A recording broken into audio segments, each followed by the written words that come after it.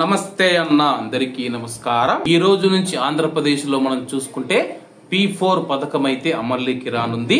అలాగే దీనికి సంబంధించి వివరాలకి వెళితే మార్గదర్శి బంగారు కుటుంబం అంటే ఇది ప్రభుత్వ పథకం కాదని చెప్పేసి ప్రభుత్వ కార్యక్రమం సమాజంలో 20% ఉన్న నిరుపేద కుటుంబాలకు 10% ఉన్న సంపన్నులు ఎవరైతే ఉన్నారో వారు మార్గదర్శకులుగా ఉంటారని చెప్పేసి ప్రభుత్వం గుర్తించిన పేద బంగారు కుటుంబాలను దత్తత తీసుకొని ఆ యొక్క కుటుంబ సభ్యులను అన్ని విధాల అభివృద్ధి చేయడానికి సంపన్నులు అన్ని విధాల సహాయం చేస్తారని చెప్పేసి ఇందుకోసం ఒక పోర్టల్ ను ఏర్పాటు చేస్తూ ఉన్నామని చెప్పేసి దీన్నే P4 స్వర్ణాంధ్ర సొసైటీగా అయితే సీఎం గారు తెలపడం జరిగింది।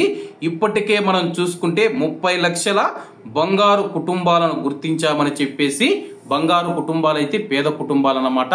ప్రస్తుతం ఆంధ్రప్రదేశ్ రాష్ట్రంలో 30 లక్షల పేద కుటుంబాలను అయితే ఆంధ్రప్రదేశ్ ప్రభుత్వం గుర్తించింది।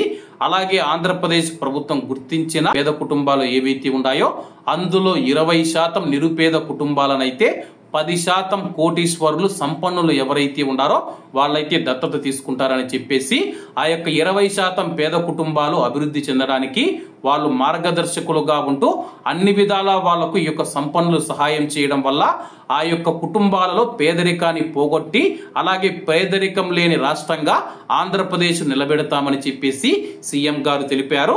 అలాగే ఈ యొక్క పథకం సక్సెస్ కావాలని చెప్పి మనం అందరం కోరుకుందాం। కాబట్టి అందరూ బాగుండాలి, అందులో మనం ఉండాలి। అందరికీ నమస్తే అన్న, జై హింద్।